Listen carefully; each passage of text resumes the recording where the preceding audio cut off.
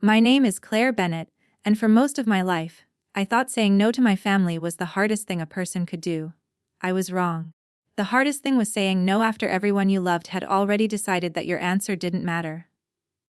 I was 32 years old when I finally understood that, and it happened because of a house, not a mansion, not some giant property sitting on acres of land, just a 3-bedroom house in a quiet suburban neighborhood that I had spent years saving for, years working for, and years paying for. It was the first thing in my life that was completely mine. No one had given it to me. No one had co-signed for it. No one had paid the mortgage.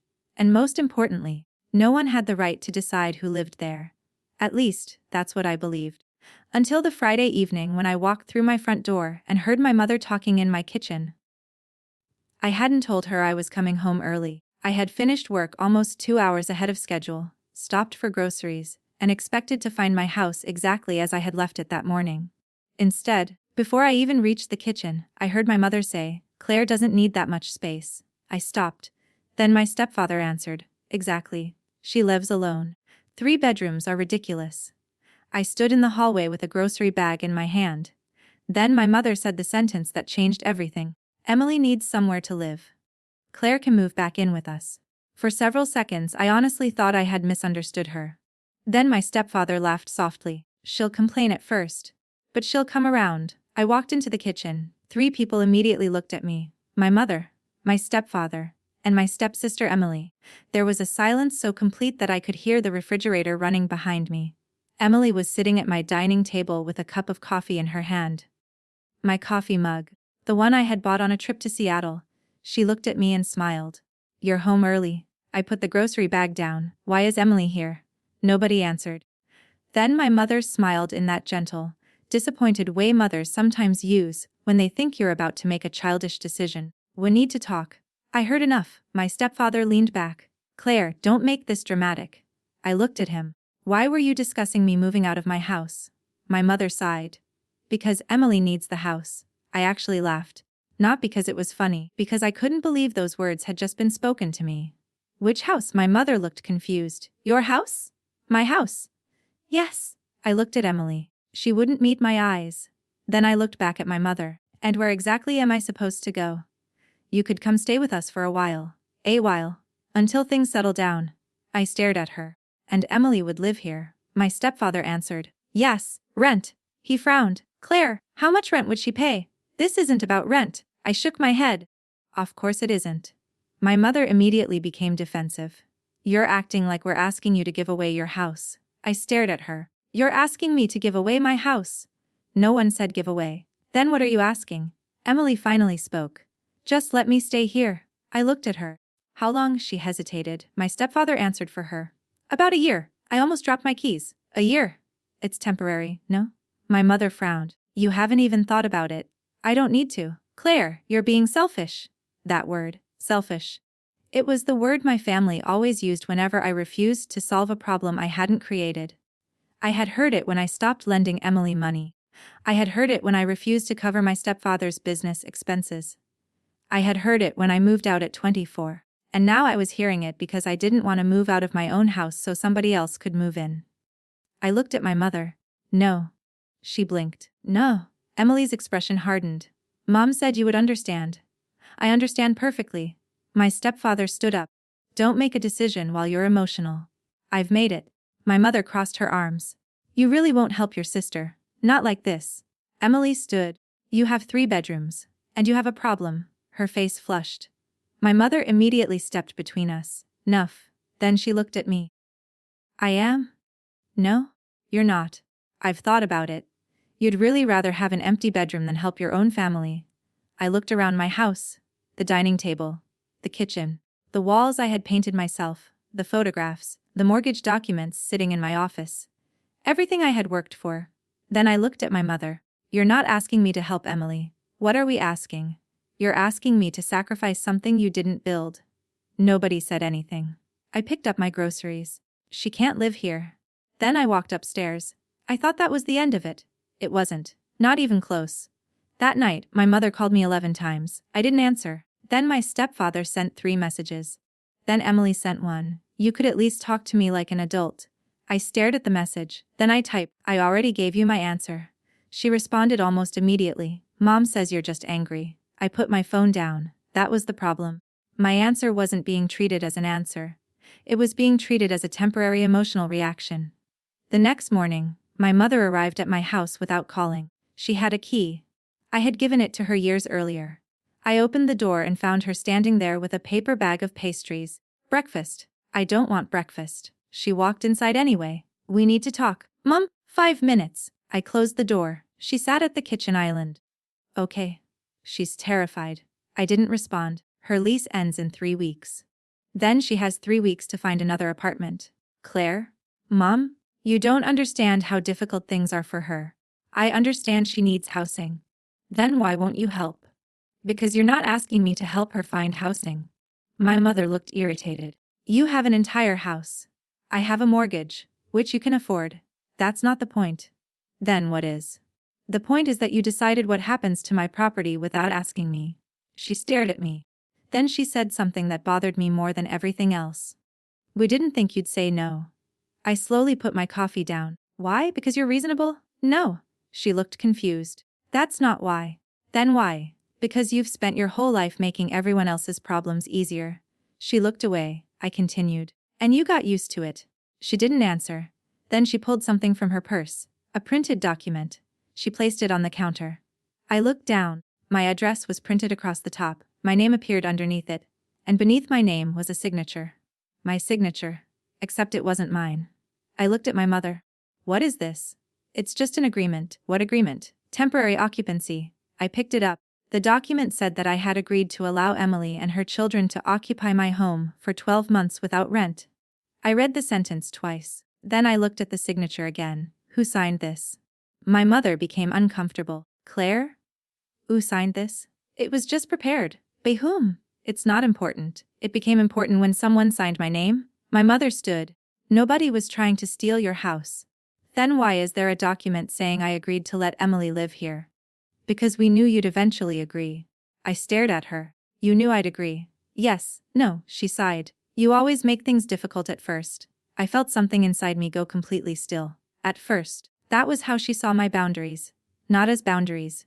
Delays. My no wasn't a no. It was simply the first stage before I eventually surrendered. I handed the document back. Take this? Take it. She didn't. I said, don't come back here with paperwork I didn't sign. She looked hurt. But I didn't apologize, because I was beginning to understand something. They hadn't come to ask me. They had come to inform me. 3 days later, I was driving home from work when I saw the moving truck. At first I thought it was going to a neighbor's house. Then I saw Emily's SUV behind it. My stomach dropped. I pulled into my driveway. Emily stepped out. Her 2 children climbed out after her. The moving truck stopped directly in front of my house. My mother was in the passenger seat of Emily's SUV. My stepfather was driving behind them. I got out of my car. Emily smiled. Finally, I looked at the truck. Then at her. What are you doing? She looked surprised. Moving in. No. My mother got out of the SUV. Claire, please. No. The movers were already opening the truck. I stepped toward them. Nobody is authorized to unload anything. One of the movers looked confused. Emily said, it's okay, I'm the resident. I turned toward her. No, you're not. She pulled out the same occupancy agreement. I have proof. I took out my phone. I have proof I told you no. Her expression changed. Then my stepfather stepped forward. Let's not embarrass everybody. You brought a moving truck to my house after I told you no. Because you weren't being reasonable. I don't care. My mother lowered her voice. Think about the children. I looked at them. They were standing beside the SUV. One of them was holding a stuffed rabbit. They looked excited. And that made the situation even worse. Because these children had been told they were moving into a new home. Nobody had bothered to tell them the owner hadn't agreed. I looked at Emily. Did you tell them this was their new house? She said nothing. Emily. They needed somewhere to live. That wasn't my question. She finally said, yes. I closed my eyes for a moment. Then I turned toward the movers. I'm the owner. I have not authorized this move. One of them immediately stepped away. I'll need to call dispatch. My stepfather grabbed my arm. Claire, I pulled away. Don't touch me. He stared at me. This is getting ridiculous. No. I pointed toward the truck. This is ridiculous. Then something happened that I hadn't expected. One of the movers asked Emily, Do you have another delivery address? She didn't. The driver looked at me. I can't unload without authorization. My mother looked at me like I had committed some unforgivable crime. You'd really send your sister's belongings to storage?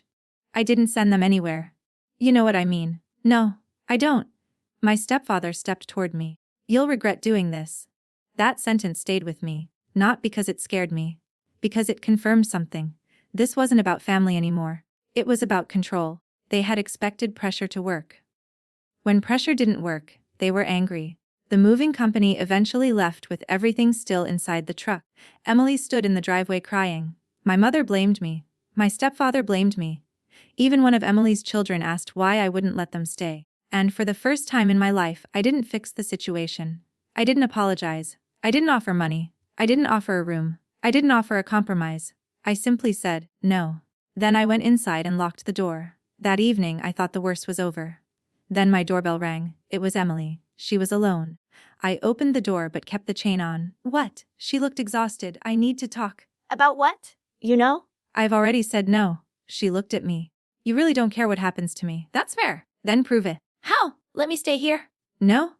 Just 1 month. No. 3 weeks. 3 days. She looked stunned. You wouldn't even give me 3 days.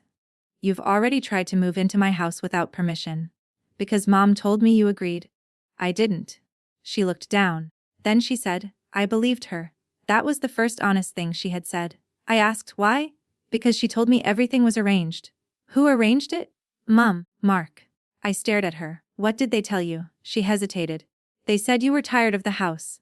I said nothing. They said you wanted to move back home. Did you believe that? I wanted to. That answer hurt. Because it was honest. Emily had wanted to believe it because it solved her problem.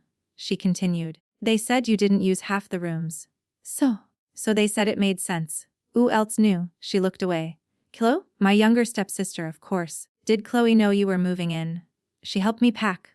I nodded slowly. Anything else? Emily hesitated. Then she said, she was going to use the basement. I laughed once. What? For her photography. I stared at her. They divided my house between you. She didn't answer. I closed the door. But before I did, she said, Claire. I looked at her. I'm sorry? I wasn't ready to forgive her. But for the first time, I believed she might actually understand what had happened. The following morning, I changed the locks. Then I checked every door, every window, every camera. I called the security company. I documented the occupancy agreement. I saved the messages. I saved the photographs. I saved the video of the moving truck. I created a folder on my computer called House Documentation. At first, I felt ridiculous. Then I remembered the fake signature. Someone had already crossed a line. I wasn't going to wait for them to cross another. That afternoon I called my grandmother, Margaret. She was the only person in my family who had never made me feel guilty for having boundaries. I told her everything. She listened quietly. Then she asked, Did Mark say anything about money? I paused. No, she sighed. Then there's something you don't know. My heart started beating faster. What? Your stepfather owes me money. How much? $40,000. I sat down. What? He borrowed it 2 years ago. For what? He said it was to help Emily stabilize her business. I remembered Emily's event planning company. It had been struggling for years. What does my house have to do with that? Margaret was silent. Then she said, I don't know yet. Why do you think it does? Because Mark called me last month. What did he say? He said once Emily's housing situation was resolved, he'd be able to start paying me back. I felt cold. How much was he supposed to pay you each month? About $2,000. I looked around my kitchen. Suddenly everything made sense. If Emily lived in my house rent-free, Mark wouldn't have to help her with rent. That money could go toward his debt. My house wasn't just being offered as a favor. It was being used as a financial solution. A solution I was expected to pay for. I asked my grandmother, Did he tell you I agreed? She said, Yes. I closed my eyes. What exactly did he say? He said you decided family should help family. I laughed bitterly. I never said that. I know. How? Because you don't make decisions like that without calling me first. That sentence made me realize how different she was. She knew me. She knew I would have asked questions. My mother didn't. Or perhaps she did. Perhaps she knew exactly what I would say. And that's why they decided to move forward without asking. The next day, Margaret came to my house. She brought documents, bank records, loan paperwork, messages from Mark, and one message in particular. It was from 6 weeks earlier. Mark had written, once Emily is settled, I can redirect $2,200 a month toward the balance. Margaret looked at me. That's what I received. I looked at the date. 6 weeks earlier. Long before I had ever heard about Emily needing a house. I felt something inside me break. Not because of the money. Because of the planning. This had been planned. My mother hadn't suddenly thought of helping Emily. Mark hadn't suddenly suggested it. Emily hadn't suddenly found herself homeless. They had built a plan around an assumption. The assumption that I would surrender. My grandmother said, "There's something else." "What?" "Mark told me your mother was helping him convince you." I stared at her. She knew. "Yes." I sat back. For years, I had blamed my stepfather for manipulating everyone. But this time my mother had participated. Maybe she hadn't created the plan, but she had supported it, and that hurt more than I expected. That evening, I sent one message to the entire family. I kept it short. I am the sole owner of my house. I have not agreed to let Emily live here. I did not sign the occupancy agreement. I do not authorize anyone to enter the property, move belongings into it, receive mail here, or represent that they live here. My answer remains no. Please respect it. I expected an argument. Instead, there was silence for almost an hour. Then my mother replied, "You are humiliating your family." I responded, "I'm documenting a boundary." She wrote, "You could have handled this privately." I replied, "I tried." "You brought a moving truck." Then Mark responded, "You're making a serious mistake." I wrote, "Explain what mistake I am making." Nothing. Then Emily sent. I didn't know about the money. I stared at that. Neither did I. My mother called. I didn't answer. She called again. I answered the third time. Her voice was shaking. "You don't understand." "Then explain." "Mark was trying to help Emily by using my house. We thought you would help." "You thought wrong, Claire." "No. You're destroying the family." I took a breath. "No, Mom." "Then what am I doing?" "Refusing to destroy myself to keep everyone else comfortable." She started crying. For years, that sound would have made me surrender. This time I didn't. I said, "I love you." She went quiet. "But I am not giving you my house." Then I hung up. The next morning, something unexpected happened. My mother came alone. No Emily, no Mark, no moving truck. She stood outside my door. I opened it. She said, "I need to tell you something." "What?" I didn't think it would go this far. I didn't respond. She continued, "Mark told me Emily would lose her apartment." "Would she?" "Yes." "Then why didn't you tell me that?" "I thought you'd help." "That's not an answer." She looked down. "Off what?" "Off Mark." That surprised me. My mother continued, "He has been under pressure for months? Because of the debt?"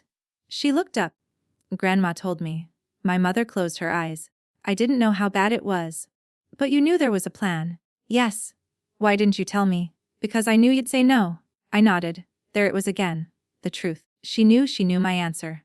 And instead of respecting it, she decided to make the decision without me. I asked, "Mom, if I had agreed, what would have happened?"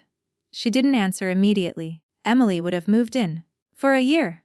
That's what we said. "Then what?" "We would have figured it out."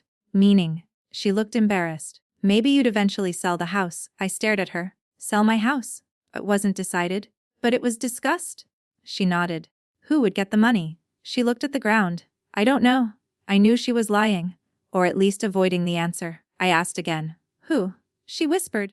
Emily needed a fresh start. I understood. They weren't only planning to give Emily a place to live. They had begun imagining what would happen to the house after that. Maybe sell it. Maybe refinance it. Maybe eventually convince me that I didn't need it. The plan had been expanding. My mother looked at me. "I never meant to hurt you." I believed her. And somehow that made it worse. "Because people don't have to intend to hurt you for their actions to hurt you." I said, "You don't get to decide what I'm allowed to lose." She started crying again. I didn't hug her. "Not this time." I simply said, "I need space." She nodded. Then she left. For the next few weeks, my family went strangely quiet. Emily found a short-term rental. Mark stopped calling. Chloe sent me a message asking if she could apologize. I agreed to meet her. She came to a coffee shop near my office. She looked nervous. "I was wrong." I nodded. "Yes." She winced. "I deserve that." "You helped them copy my key." I didn't know it was for that. "What did you think it was for?" "Mom said they needed measurements." "Measurements of what?" She looked down. "I don't know." "You knew Emily was moving in." Yes. "And you knew I hadn't agreed?" She hesitated. "Mom said you'd agree." I almost smiled. "That's becoming a pattern." She nodded. "I thought it was family stuff?" "It was my property." "I know." She took a breath. "I know. I feel horrible." "I believe you." She looked surprised. What? I believe you feel bad? Can you forgive me? Eventually, she nodded. But I won't give you another key. I understand. That was the first time anyone in my family accepted a boundary without arguing. It felt strange, almost peaceful. A month later, I received a letter from Margaret. It was addressed to Mark. She had formally requested repayment of the $40,000. The family loan was no longer informal. There would be monthly payments. There would be documentation. There would be consequences for missed payments. Mark called me after receiving it. I answered. You did this. No. Your grandmother is punishing me. No. She wouldn't have done this if you hadn't told her everything. She has the right to ask for her money. You know what this is doing to us. Mark, you borrowed the money. I was helping Emily. Then you should have helped her with your own money. He went silent. Then he said, You've changed. I thought about that. Maybe I had. But perhaps I hadn't changed. Perhaps I had simply stopped being convenient. 3 months after the moving truck incident, Emily called. She had found a permanent apartment. She had also taken a full-time administrative job. Her business was still running, but she had stopped expecting it to support her completely. She said, I hated you for a while. I wasn't surprised. Why? Because you were the reason the plan failed. The plan was never mine. I know that now. There was silence. Then she said, Mom told me you were selfish. I smiled sadly. She told me that too. She doesn't say it anymore. Why? Because I asked her what she would have done if someone demanded her house. I laughed. What did she say? She said she'd never let anyone do that. I closed my eyes. That was almost funny, almost. Emily continued. I'm sorry. Thank you. I should have asked you. Yes. I should have believed you when you said no. Yes. I shouldn't have come with the moving truck. No. She laughed softly. You're still blunt. I've always been blunt. Maybe we just weren't listening.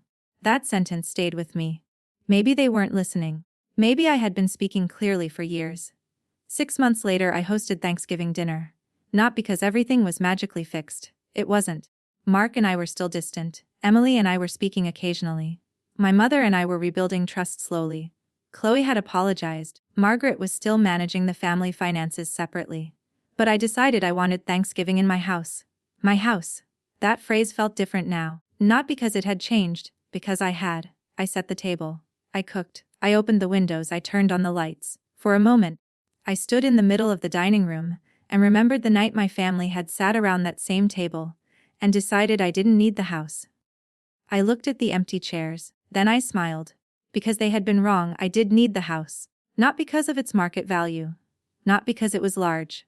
Not because it proved anything. I needed it because it was mine. It represented every decision I had made for myself. Every overtime shift, every sacrifice, every payment, every time I had chosen responsibility over convenience.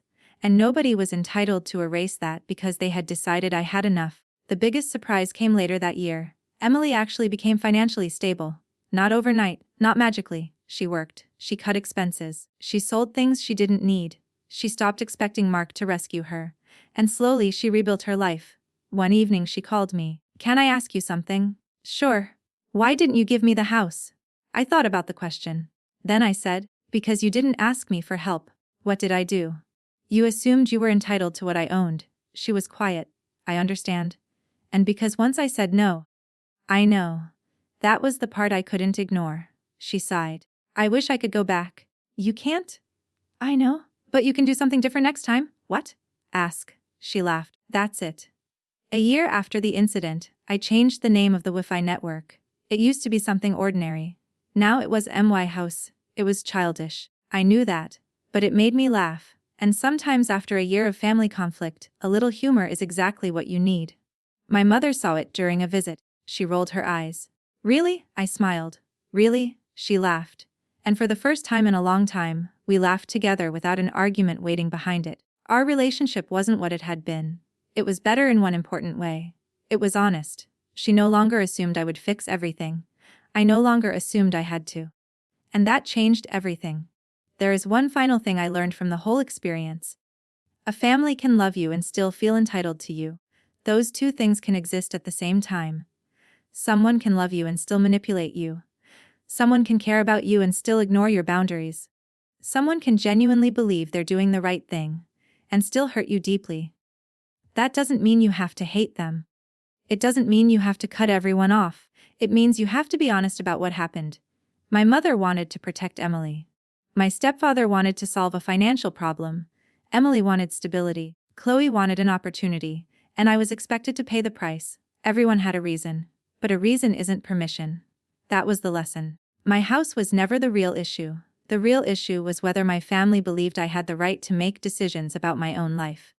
For years, I thought being a good daughter meant being flexible, being understanding, being available, being the person everyone could call when something went wrong. I thought saying no made me difficult. Now I know better. Sometimes saying no is the most honest thing you can say. Sometimes saying no protects relationships that would otherwise become poisoned by resentment. Sometimes saying no forces people to grow. And sometimes saying no is simply what you have to do when somebody crosses a line. My mother didn't get my house. Emily didn't get my house. Mark didn't get my house. Chloe didn't get my basement. And nobody got to decide what happened to my property except me. The funny thing is, once I stopped giving away pieces of myself to keep everyone happy, I didn't lose my family. I found out which relationships could survive without my surrender. And the ones that survived became stronger. Because they were finally based on choice instead of obligation. So if there's one thing I would tell anyone listening to this story, it's this: you are allowed to own something without sharing it. You are allowed to have space without giving it away. You are allowed to help someone without sacrificing yourself. And you are absolutely allowed to say no to people you love. Because love without respect eventually becomes control, and family without boundaries eventually becomes entitlement. I used to think my house was the thing I had to protect. I was wrong. The thing I really had to protect was my right to choose what happened to my own life. And once I understood that, everything changed. My mother demanded that I give my house to my stepsister for free. I said no. My stepsister came anyway. They brought a moving truck, they brought boxes. They brought paperwork. They brought guilt, they brought pressure. They brought every weapon my family had ever used to make me surrender. And still, I said no, because sometimes the most powerful thing you can say isn't loud. It isn't angry. It isn't dramatic. It's simply no. This is mine. And that's enough. If you enjoyed this story, make sure to subscribe for more real life family drama and powerful stories about standing up for yourself. And if you've ever had to choose between keeping the peace and protecting your boundaries, share your experience in the comments.